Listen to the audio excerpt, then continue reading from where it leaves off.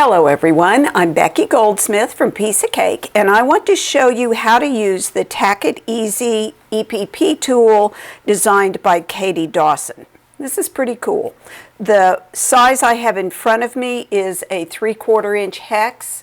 They come in a variety of sizes. Inside each package there are two tools. If you turn it to the back, you'll see that there's instructions. An important instruction here is that you bend the tool first and always bend it with the writing facing toward you. So you bend it just like that on the perforations. These perforations right here that are basically the size of your hex.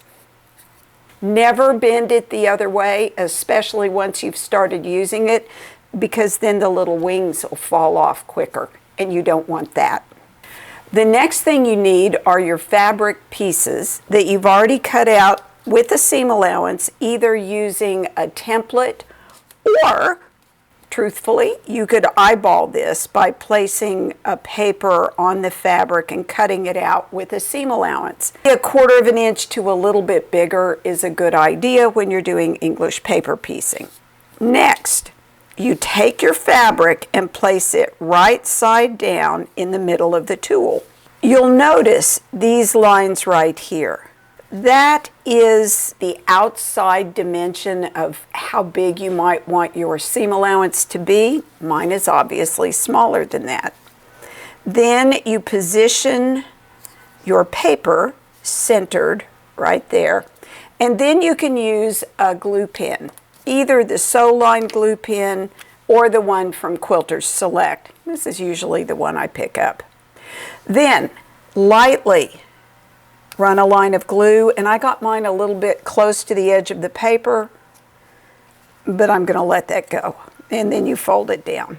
And then here, run your next line of glue and fold that down.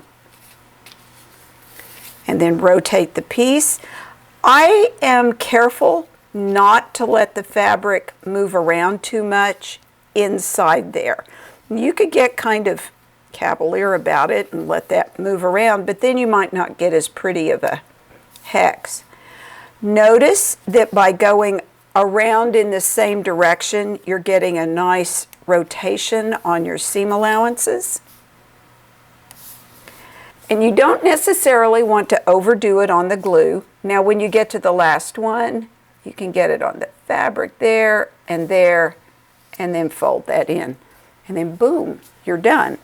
So things to love about this tool are that it's fast. That's really nice. The other thing is that you get a better, more uniform tension of the fabric folded over the edge of the paper than you might when you use just your fingers. Because when I use just my fingers, sometimes I get the fabric pulled too tightly over the edges of the paper. This is a number 9 piecing needle. It's a needle I use very often when I am doing English paper piecing. And what's nice is the fabric is close to the edge, but it's not so close to the edge that it's difficult to catch the edge of the fabric as you're English paper piecing your shapes together. So that's how this tool works. I'm happy to find it. I think it's going to simplify preparing my EPP hexes.